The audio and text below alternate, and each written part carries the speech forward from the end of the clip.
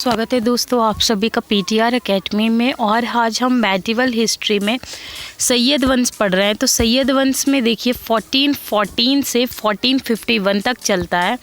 इसमें हम खिज्र खां के बारे में देखेंगे। उसका जो टाइम पीरियड है वो 1414 से 1421 तक रहता है। उसके बाद मुबारक शाह, उसके बाद मोहम्मद शाह, उसके बाद अलाउद्दीन आलम शाह। देखिए ये क्या होते हैं। उसके बाद चलिए हम देख लेते हैं खिज्र खां के बारे में। तो इनका जो टाइम पीरियड है खिज्र खां का वो 1414 से 1421 तक है। तो चलिए इनके देख लेते हैं कि क्या है। तो इन्होंने क्या है, कोई भी राजत्व का सिद्धांत नहीं धारण किया और ना ही इन्होंने क्या है अपने नाम के सिक्के जारी किए। तो ये देखिए शासक तो थे, लेकिन इन्होंने क्या है खुद खास इतनी इम्पॉर्टेंट चीज़ें नहीं चालू की थी। उसके बाद वह भारत में क्या है तैमूर पुत्र शाहरुख के प्रतिनिधि के रूप में क्या है कार्य कर रहा था। यानी ये जो शासक था वो किसके, तैमूर पुत्र शाहरुख के प्रतिनिधि के रूप में क्या है शासन कर रहा था।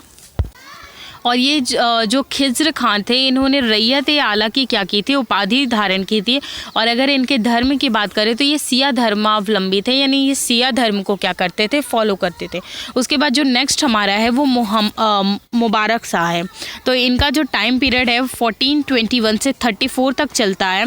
तो देखिए जो खिज्र खां का जो पुत्र था मुबारक खां, इसने क्या है अपने नाम के सिक्के भी जारी किए, वो अपने नाम के क्या खुतबे भी पढ़े। देखिए अगर मेडिवल हिस्ट्री में कोई इस्लाम धर्म का शासक है, अगर वो क्या है अपने नाम के खुतबे पढ़वा रहा है और अगर अपने नाम के सिक्के जारी कर रहा है, तो इससे हमें उसकी उपलब्धि के बारे में पता चलता है कि काफ़ी वो इम्पॉर्टेंट शासक था और उसकी जो उपलब्धियां थी वो भी क्या थी, बड़ी थी। और ये जो शासक होते हैं वो तभी ऐसी चीज़ें अपने नाम के सिक्के वगैरह जारी करवाते हैं क्योंकि इनका मोटिव ये भी रहता है कि इनकी जो ख्याति है वो दूर दूर तक चले। तो इसने अपने क्या है आपको स्वतंत्र शासक घोषित किया और मुबारक शाह के नाम से क्या है शासन प्रबंध किया। यानी ये जो शासक है वो ये कहता है कि ये क्या है एक स्वतंत्र शासक है। अगर इसकी राजनीतिक उपलब्धि की बात में देखें तो इसने क्या है दोआब के क्षेत्र में विद्रोह हुआ जिसका इसने क्या है दमन कर दिया था। तो उसके बाद पंजाब के क्या है, पंजाब में खूंखर एक प्रजाति है, उसने विद्रोह किया, किंतु क्या है इसका जो दमन था वो ये शासक नहीं कर पाता है। उसके बाद हम सांस्कृतिक उपलब्धि देख लेते हैं इस शासक की कि इसकी सांस्कृतिक उपलब्धियां क्या हैं। तो दरबार में याहिया बिन सर हिंदी निवास करता था जिसने तारीख़ मुबारक शाही की क्या की रचना की।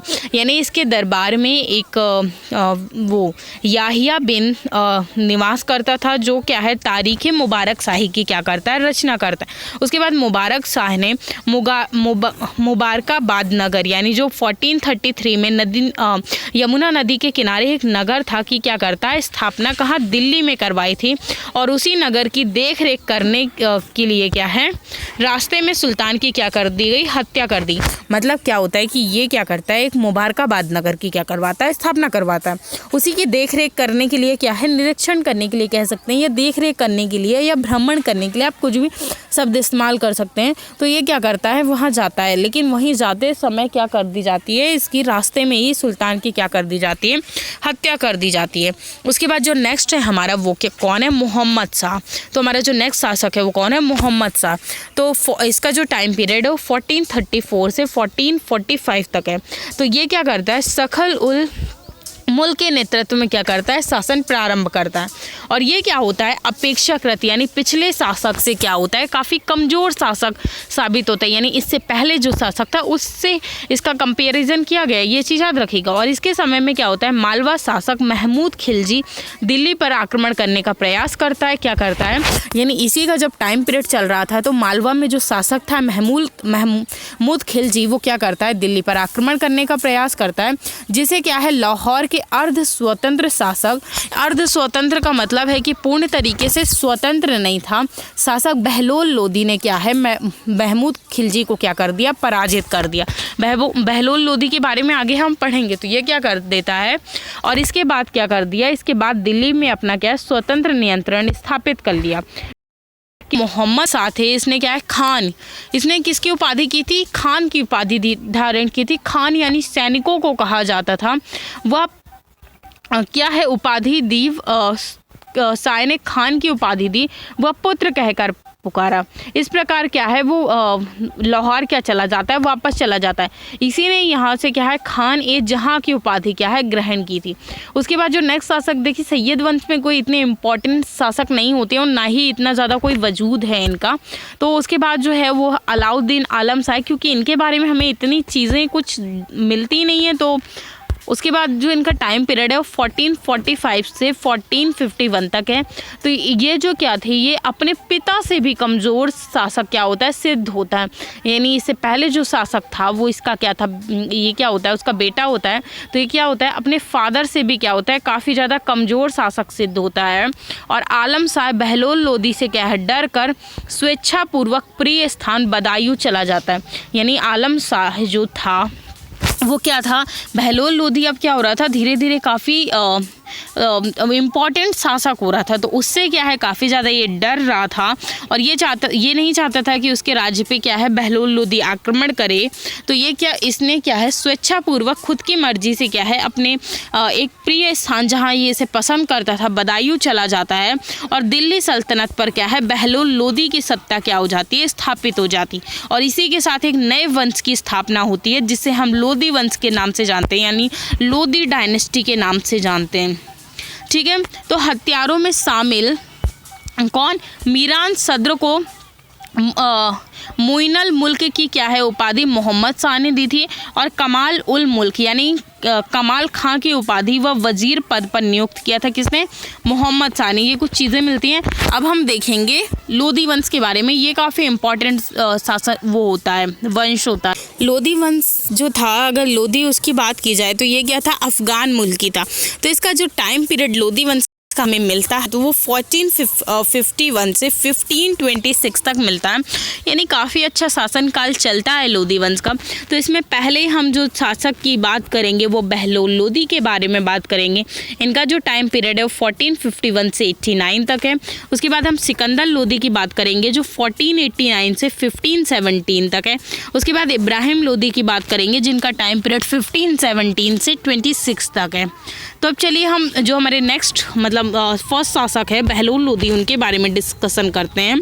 तो बहलोल लोदी जो थे ये क्या थे ना बहलोल लोदी ना एक दयालु शासक था बल्कि क्या है धार्मिक सहिष्णु भावना भी क्या थी विद्यमान थी।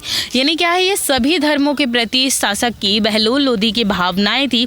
ये सभी धर्मों का पालन करता था, सभी धर्मों को मानता था। यानी जैसे एक पोलाइटनेस होती है ना, वैसी सेम इस बहलोल लोदी में यानी जो शासक था उसमें थी। और बहलोल लोदी ने क्या है चांदी का बहलोल सिक्का जारी किया जो 1/4 टंके के क्या होता था बराबर होता था। इसकी क्या है ये कुछ राजनीतिक उपलब्धियां देखते हैं कि इसकी राजनीतिक उपलब्धियां कर रही हैं। तो बहलोल लोदी ने दिल्ली के समीपवर्ती क्षेत्र रेवाड़ी, धौलपुर, कोइल, बयाना, मैनपुरी, इटावा आदि के क्या है नायकों पर क्या है अपना नियंत्रण कर लिया और उन पर क्या है अपना अधिकार स्थापित कर लिया। यानी ये जो कुछ क्षेत्र थे इनके शासक पर क्या कर लेता है ये अपना नियंत्रण स्थापित कर लेता है और अपने साम्राज्य में मिला लेता है। उसके बाद हम इसका जो नेक्स्ट अभियान देखेंगे वो जौनपुर का अभियान देखते हैं कि जौनपुर में इसकी क्या स्थिति थी। तो जौनपुर के अगर अभियान की बात करें तो जौनपुर का शासक जो था महमूद शाह है तो क्या था दिल्ली पर क्या करना चाहता था अपना अधिकार करना चाहता था। यानी जो जौनपुर का शासक था महमूद शाह वो क्या करना चाहता था दिल्ली पर अपना अधिकार स्थापित करना चाहता था। इस समय दिल्ली पर अधिकार किसका है बहलोल लोदी का अधिकार। तो उसने क्या है उसके आक्रमण को बहलोल लोदी ने क्या कर दिया विफल कर दिया। यानी वो क्या करता है शासक इस लालच में क्या है वो करता है विद्रोह करता है या वो अपना अधिकार करना चाहता है तो आक्रमण करता है, लेकिन उसके आक्रमण को क्या कर देता है बहलोल लोदी विफल कर देता है। उसके बाद देखते हैं क्या करता है उसके बाद के शासक हुसैन शाह सरकी को क्या है पराजित कर जौनपुर पर क्या कर लेता है ये अपना अधिकार कर लेता है। और उसके सेकंड पुत्र कौन था सेकंड पुत्र बारबक शाह को क्या है जौनपुर का राज प्रतिनिधि घोषित कर देता है। यानी क्या करता है देखिए डायरेक्टली हड़प तो लेता है लेकिन क्या कर लेता है लेकिन फिर भी क्या कर लेता है वो राजा वहाँ का क्या कर लेता है चेंज कर देता है किसको जो उसके हुसैन शाह के पुत्र को बना देता है कि क्या नाम था बारबक शाह और फिर क्या है वो वहाँ पर क्या है सत्ता प्रारंभ कर देता है। उसके बाद हम जो नेक्स्ट इसका अभियान है वो ग्वालियर का अभियान है। तो ग्वालियर के अभियान में देखते हैं।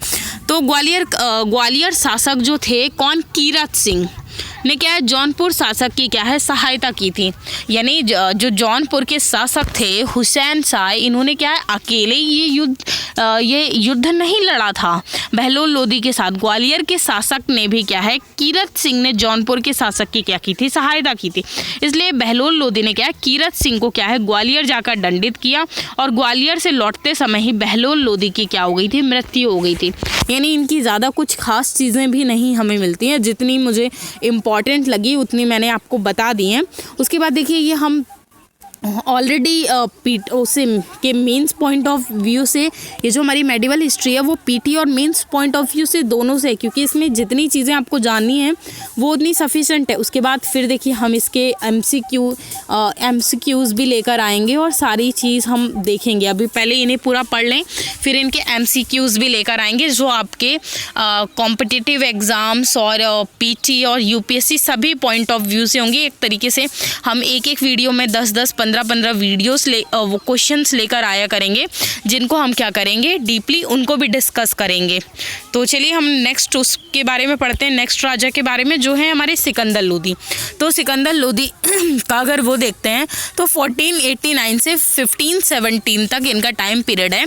तो पहले इनकी राजनीतिक उपलब्धियां देख लेते हैं। तो अगर राजनीतिक उपलब्धियों की बात करें तो उन्होंने क्या है बिहार के शासक को क्या किया, पराजित किया और तिरुदूत यानी उत्तर बिहार के शासक को क्या है कर देने के लिए क्या कर दिया, बाध्य कर दिया।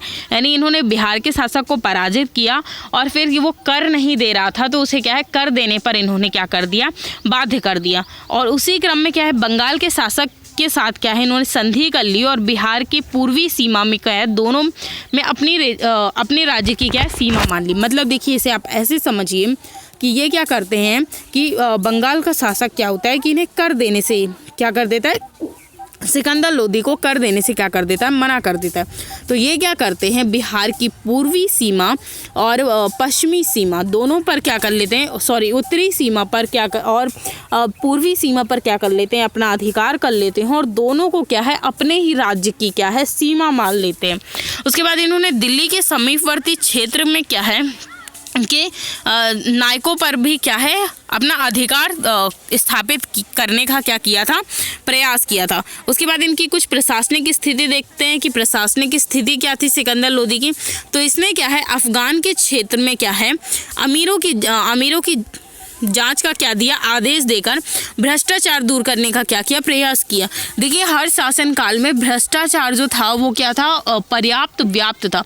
और अगर आप आज के टाइम में भी देखते हैं तो भ्रष्टाचार जो शब्द है वो कोई नया नहीं है, हमारे इतिहास में भी भ्रष्टाचार जैसा शब्द हमें मिलता है और तब भी लोग क्या है भ्रष्टाचार करते थे। लेकिन जो अच्छे शासक आते थे जिनको समझ होती थी तो वो क्या है इसे दूर करने का भी क्या करते थे, प्रयास करते थे। इसने क्या है 1504 में क्या है आगरा की नींव रखी थी, जिसका उद्देश्य धौलपुर, बयाना, चंदेरी आदि के नायकों के पर क्या करना था, नियंत्रण स्थापित करना था। यानी आगरा की नींव सिर्फ इसलिए रखता है क्योंकि क्या चाहता था ये धौलपुर, बयाना और चंदेरी की जो शासक है उन पर क्या कर सके, अपना नियंत्रण स्थापित करे। उसके बाद क्या है राजधानी अपनी स्थानांतरित कर देता है 1506 में दिल्ली से कहाँ, आगरा। ये इस टाइप के जो क्वेश्चंस है वो काफ़ी ज़्यादा पूछे जाते हैं। उसके बाद क्या है भूमि के पैमाइश के लिए यानी नाप के लिए कि कितनी माप के लिए, देख रेख के लिए कि कितनी क्या इसमें चीज़ें उपजती हैं, उन सभी के लिए क्या है इसने क्या है भूमि की पैमाइश के लिए क्या है एक नवीन पैमाना सृजित किया यानी इन्वेंट किया, जिसे क्या है गज ए सिकंदरी कहते हैं, जो कि क्या है 33 इंच का था। वह इसमें कितने 29 खाने थे। ये क्या है ये किसकी खास वो थी कि इसने क्या है न्यू चीज़ क्या की थी, इन्वेंट की थी। उसके बाद इसकी सांस्कृतिक उपलब्धि देखते हैं। तो सिकंदर लोदी का क्या है उपनाम गुलरुखी, इसी नाम से क्या है फ़ारसी कविताएं भी लिखी थी इसने, ठीक है। जो इसका उपनाम था गुलरुखी, इसी नाम से इसने क्या है अपनी फ़ारसी कविताएं भी लिखी थी। और सिकंदर लोदी ने क्या है आयुर्वेद के एक ग्रंथ पर आधारित फरहंगे सिकंदरी नामक क्या है पुस्तक की रचना की थी। यानी ये जो बुक थी वो पूरी टोटली किस पर, आयुर्वेद पर डिपेंडेंट थी। उसके बाद संगीत शास्त्र पर भी इसने क्या है एक रचना की थी जिसे लज्जत ए सिकंदर शाही कहा जाता है। तो अगर इसकी उपलब्धि देखी जाए तो संगीत में भी थी, आयुर्वेद में भी थी और कविताओं में भी थी, तो काफ़ी अच्छा सार्थक था। उसके बाद ये धार्मिक रूप से क्या था, असहिष्णु था। इसने क्या है नगरकोट, मथुरा व चंदेरी के कई हिंदू मंदिरों को क्या है नष्ट करवाया था। यानी ये सभी धर्मों को नहीं मानता था। इसमें क्या थी, धर्मों के प्रति क्या थी, कट्टरता थी। ये सिर्फ क्या है अपने धर्म को फॉलो करता था। तो ये धार्मिक रूप से क्या था, असहिष्णु था। और लेकिन इससे पहले जो था बहलोल लोदी, वो क्या था, काफ़ी सहिष्णु शासक था। तो देखिए सहिष्णु और असहिष्णु में फ़र्क यही होता है कि वो असहिष्णु जो होता है वो क्या है जिस धर्म को फॉलो करता है उसी के क्या है देख रेख करता है या उसी में क्या है उसी को आगे बढ़ाने की कोशिश करता है। लेकिन सॉरी, आज मेरी थोड़ी तबीयत सही नहीं है, लेकिन जो सहिष्णु शासक होता है वो क्या है चीज़ों को आगे बढ़ाने की, सभी धर्मों को फॉलो करने की, अपनी प्रजा का साथ देने की क्या करता है, कोशिश करता है। उसके बाद हम जो नेक्स्ट शासक है वो है इब्राहिम लोदी। तो इब्राहिम लोदी का जो टाइम पीरियड है वो 1517 से 26 तक है, यानी 1526 तक है। इब्राहिम लोदी जो था वो सभी वर्गों के यानी अमीरों की संपत्ति जांचने का क्या दिया, इसने आदेश दिया। सभी वर्ग शामिल थे उसमें, चाहे जो भी वर्ग हो। इवन इसने क्या है अमीर वर्ग जो था समाज का, उनके भी क्या है संपत्ति जांचने का क्या देता है, आदेश देता है। जिसके कारण क्या होता है, देखिए जो अमीर वर्ग थे वो भ्रष्टाचार जो ज़्यादातर फैलाया था वो किसने फैलाया था, अमीर वर्ग ने फैलाया था।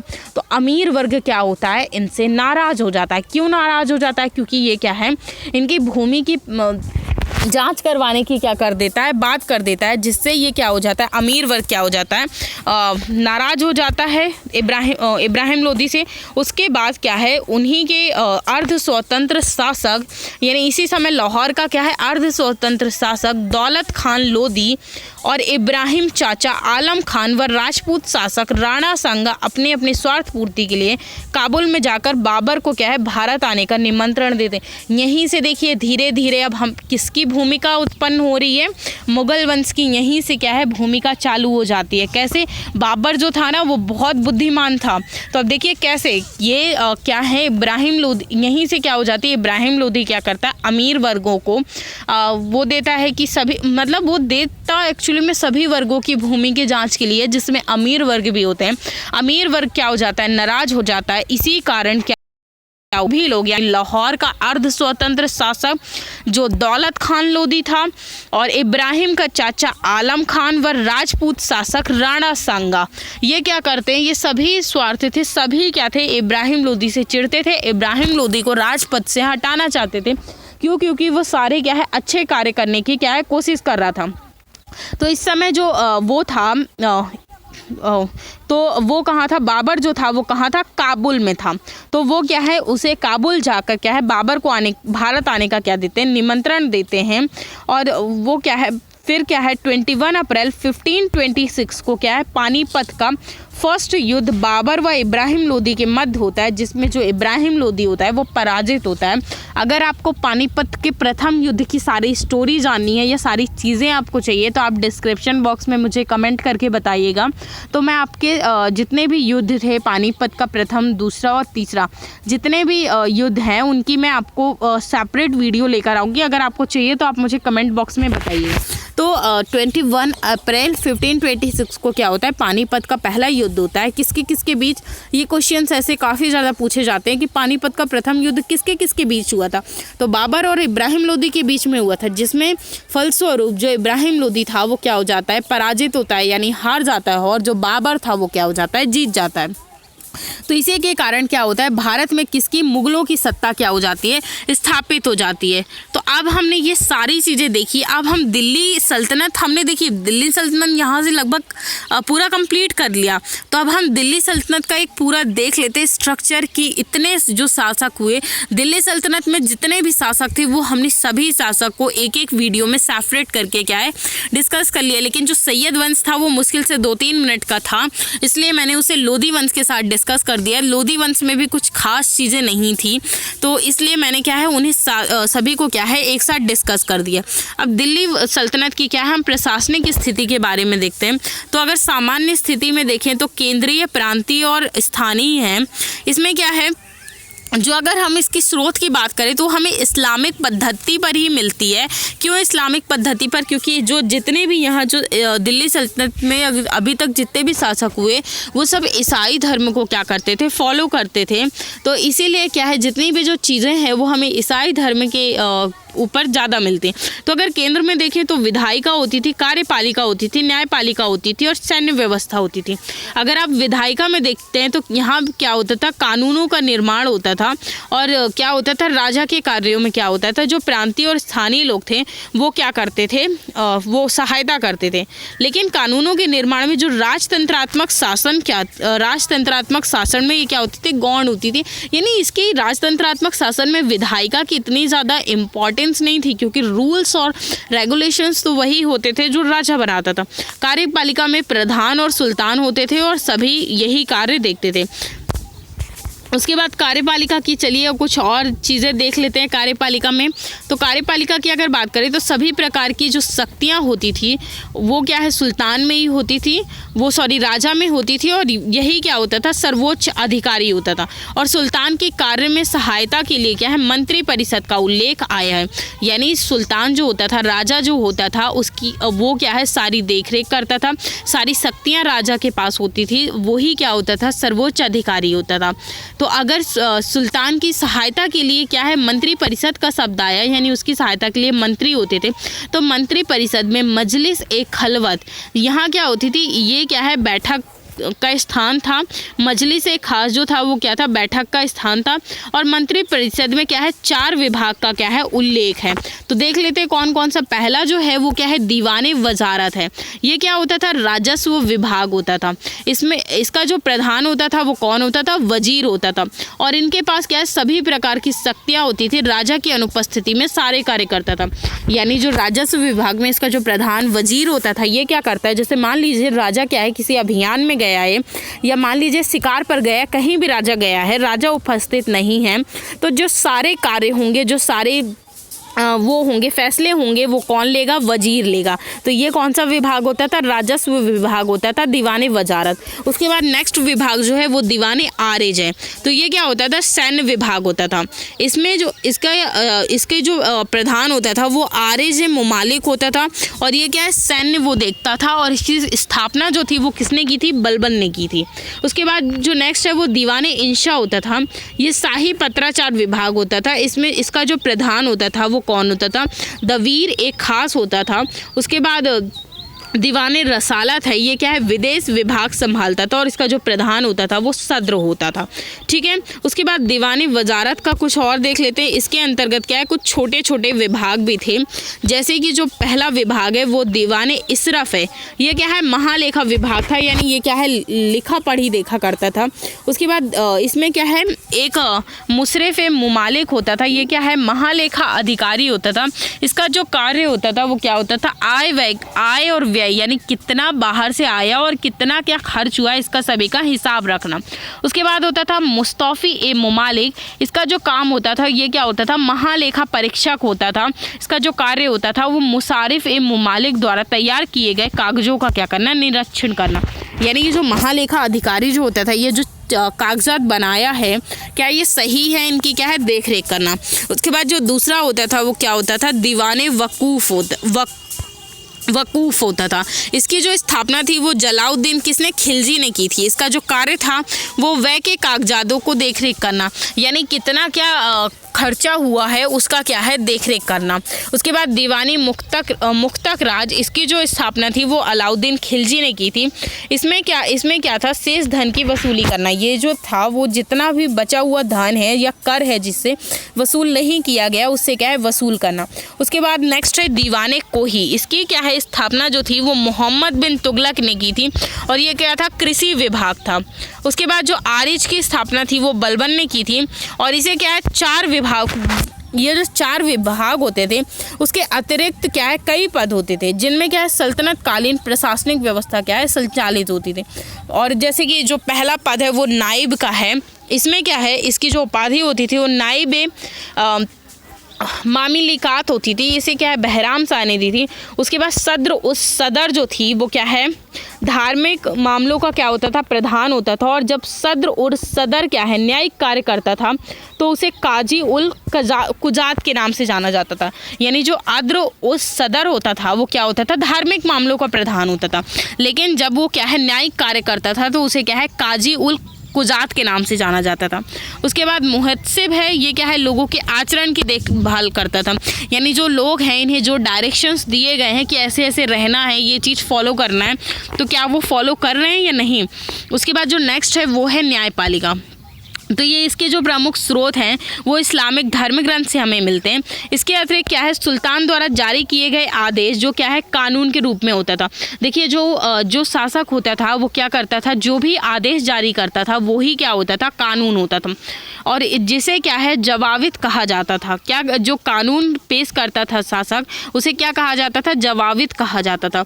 और ये क्या होता था, सर्वोच्च न्यायाधीश होता था सुल्तान। और इसके अंतर्गत क्या है, कार्यकाजी द्वारा क्या किए जाते थे, कार्य करते थे। उसके बाद हम सैन्य व्यवस्था देख लेते हैं। तो सैन्य व्यवस्था में अगर सल्तनतकालीन सैन्य व्यवस्था जो थी वो क्या थी, राष्ट्रीय नहीं थी। क्या थी, राष्ट्रीय नहीं थी। अर्थात उनकी सेना में तुर्क, मंगोल, भारतीय, अफगानी ये सभी लोग क्या होते थे, शामिल होते थे। और सल्तनतकालीन जो थी वो क्या है, 4 प्रकार की सेना थी। यानी सल्तनतकालीन जो थी, ये जो सैन्य व्यवस्था थी दिल्ली सल्तनत की, इसमें 4 प्रकार की सेना थी। पहली जो सेना थी वो केंद्रीय सेना थी, जिसकी नियुक्ति जो थी वो क्या थी, सुल्तान द्वारा की जाती थी, यानी शासक द्वारा की जाती थी। और वेतन भी कौन डिसाइड करता था, सुल्तान ही डिसाइड करता था कि इनका जो वेतन है वो किस वो सैन्य व्यवस्था में कितना दिया जाएगा। उसके बाद जो नेक्स्ट है वो प्रांतीय सेना है। तो प्रांतीय सेना में क्या है, इसकी जो नियुक्ति थी वो मुक्ता और बली द्वारा की जाती थी। और प्रांतीय सैनिकों को क्या है, वर्ष में कम से कम एक बार उपस्थित करना क्या है, अनिवार्य होता था। यानी ये जो प्रांतीय जो सैनिक होते थे इन्हें क्या है, वर्ष में एक बार, चाहे वो राजा जब भी बुला ले तो इन्हें क्या है, एक बार क्या है, राजा के सामने क्या है, अपनी उपस्थिति दर्शानी होगी। और उसके बाद थे अस्थायी सैनिक। अस्थायी सैनिक देखिए मतलब कि ये क्या है, बिल्कुल डिसाइडेड नहीं थी। जैसे युद्ध चालू हो गया तो इनको डायरेक्टली क्या कर दिया गया, ऐसा लग रहा है कि युद्ध में क्या है, सैनिकों की कमी है, तो इनको क्या कर लिया गया, भर्ती कर लिया गया। इनको क्या है, युद्धकालीन सैनिक के नाम से भी क्या है, जाना जाता था। जैसे क्या है, ऐसे सैनिकों की नियुक्ति युद्ध के समय के लिए होती थी और उन सैनिकों को केवल युद्ध काल के ही वेतन दिए जाते थे। यानी वो युद्ध लड़ते थे, जितने दिन युद्ध हुआ, जितना टाइम हुआ तो उतना उनको वेतन देकर क्या है, निकाल दिया जाता था। लेकिन और जो प्रांतीय सेना, स्थानीय सेना, ये जो सभी वो होते थे तो ये क्या होते थे, परमानेंट होते थे। ये क्या है, हमेशा रहते थे, राज्य की देख रेख भी करते थे। लेकिन ये जो अस्थायी सैनिक होते थे ये कुछ टाइम के लिए होते थे। उसके बाद जो नेक्स्ट है वो है इस्लामिक स्वयं सेवक। इसमें क्या है, इसमें वे सैनिक थे जो युद्ध के समय क्या है, इस्लाम धर्म की रक्षा के लिए थे और इन्हें क्या है, किसी भी प्रकार का वेतन नहीं दिया जाता था। यानी ये सिर्फ क्या है, एक तरीके से दुआ टाइप करते थे या इस्लाम धर्म की रक्षा के लिए लड़ते थे, लेकिन इन्हें क्या है, कोई भी वेतन नहीं दिया जाता था। ये क्या होते थे, अवैतनिक सैनिक होते थे। यानी इन्हें किसी भी प्रकार का क्या है, वेतन नहीं दिया जाता था। इनका कोई भी वेतन फिक्स नहीं होता था। उसके बाद सल्तनतकालीन जो सैन्य व्यवस्था थी वो क्या है थी, दशमलव प्रणाली पर आधारित थी। और यही प्रणाली जो थी वो कहाँ से ली गई थी, मंगोलों से ली गई थी। उसके बाद दशमलव प्रणाली देख लेते हैं। तो दशमलव प्रणाली में जो 10 अश्वारोही थे वो एक सर एक खेल था। उसके बाद जो 10 सर एक खेल थे वो उसके बराबर क्या होता था, एक सिपाही सालार होता था, और 10 सिपाही सालार के बराबर एक अमीर होता था, और 10 अमीर के बराबर एक मालिक होता था, और 10 मालिक के बराबर एक खान होता था। तो ये क्या थे, कुछ उपाधियाँ टाइप थी जो क्या थी उस समय चलती थी। उसके बाद हम प्रांतीय प्रशासन देखते हैं कि प्रांतीय प्रशासन कैसा था।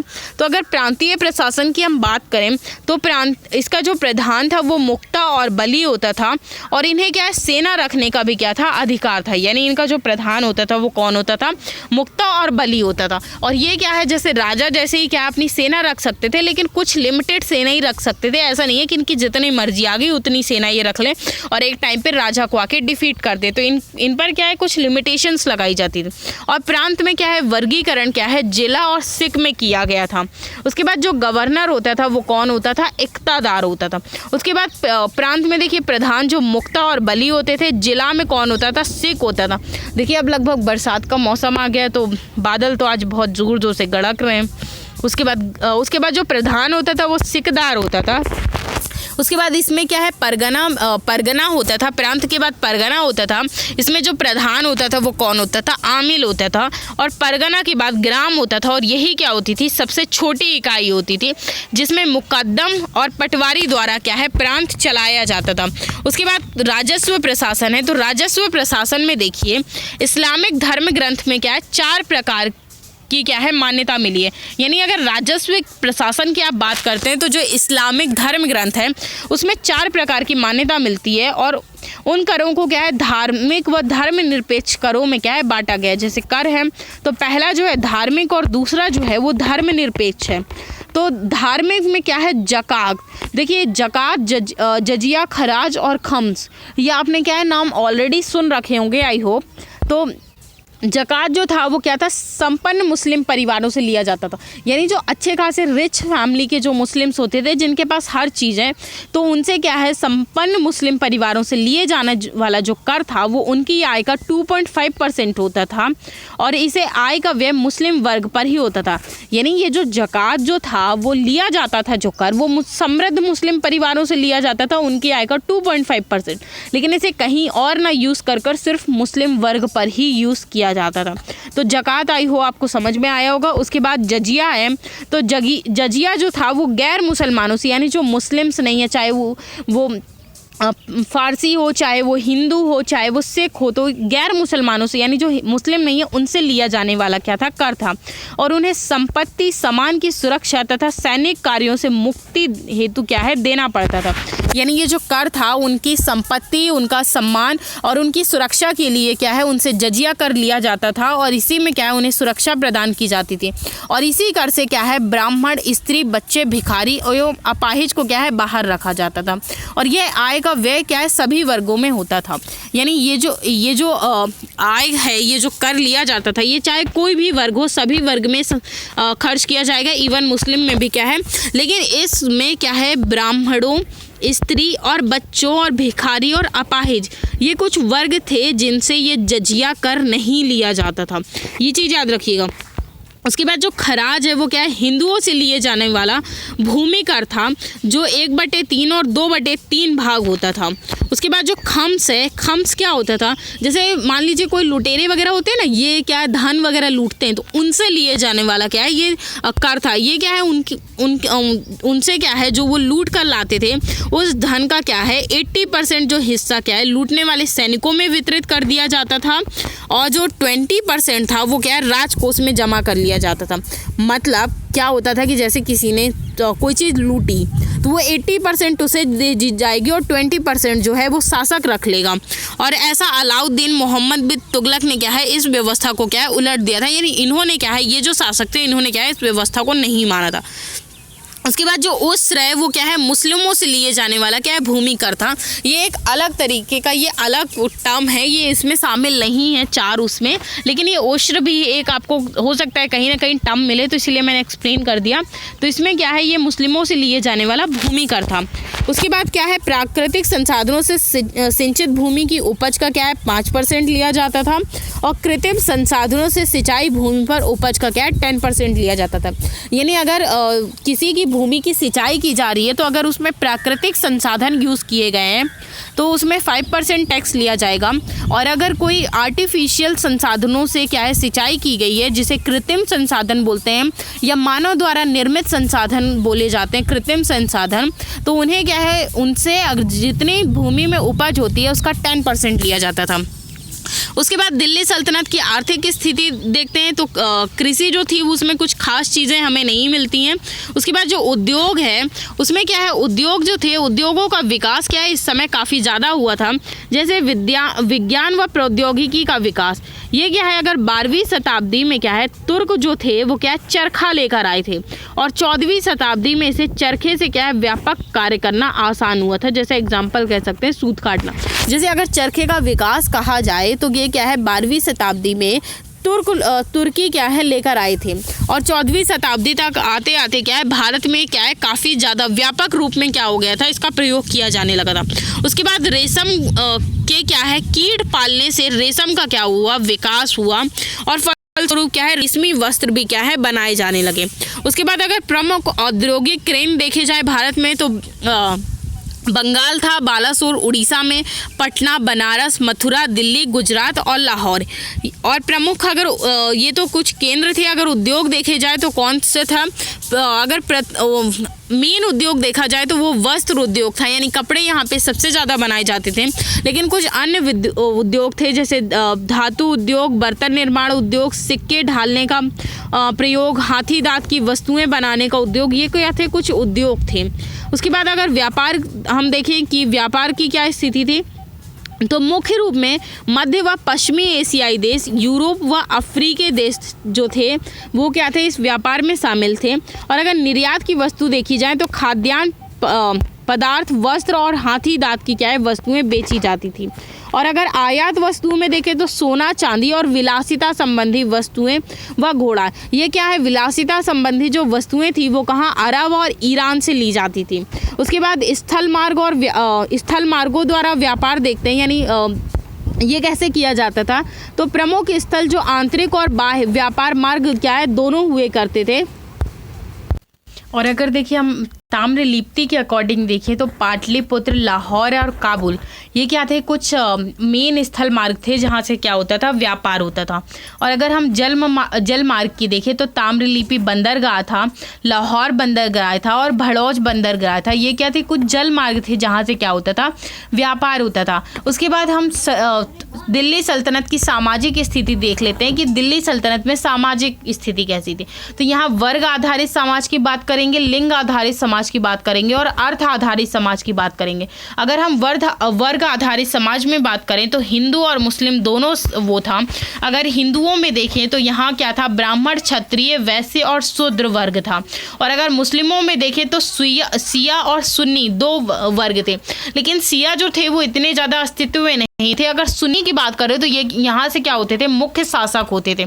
और इसी आधार पर तुर्की और भारतीय मुसलमान जो थे वो तुर्की जो है वो अपने आप को श्रेष्ठ नस्ल के बताते हैं, और ये क्या है हे दृष्टि से क्या है देखते थे। यानी जो क्या थे जो सुन्नी थे वो क्या थे मुख्य शासक थे, और ये क्या है तुर्की से क्या अपनी श्रेष्ठ नस्ल बताते हैं। और जो भारतीय मुसलमान हैं ये क्या है इन्हें हे दृष्टि से क्या है देखते थे।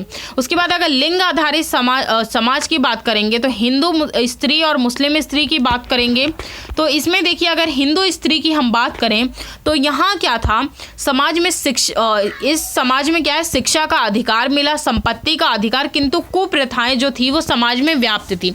यानी हिंदू स्त्रियों को शिक्षा का अधिकार और संपत्ति का अधिकार था, लेकिन समाज में कुप्रथाएं यानी बुरी प्रथाएं क्या थी बहुत ज़्यादा व्याप्त थी। अब कुप्रथाओं में जैसे बाल विवाह था, विधवा विवाह पर प्रतिबंध लगाया गया, सती प्रथा, पर्दा प्रथा, देवदासी प्रथा।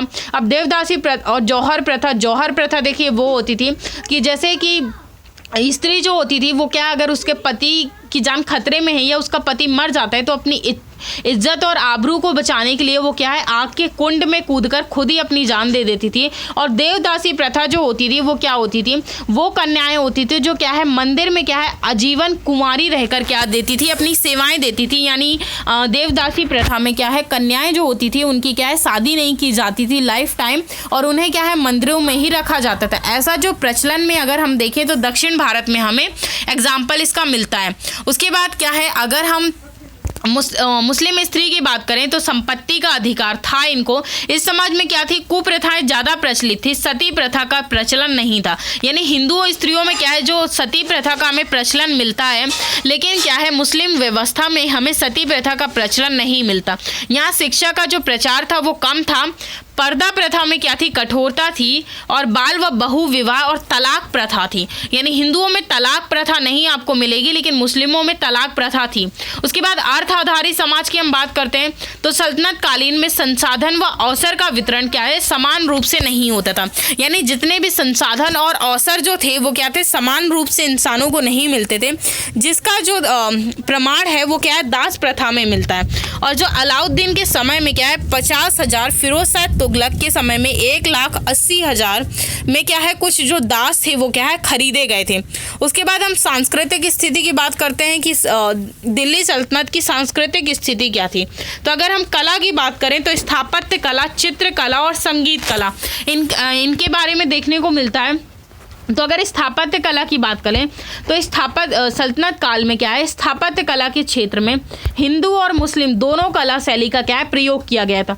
क्योंकि देखिए जो मुस्लिम्स थे वो बाहर से आए थे और वो काफ़ी सारे लोग लेकर आए थे, और हिंदू तो जो थे वो ऑलरेडी यहीं थे।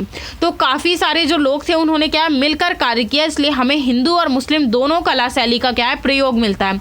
और इसीलिए सल्तनत काल में जिस कला शैली का विकास हुआ उसे इंडो इस्लामिक कला शैली के नाम से जाना जाता है।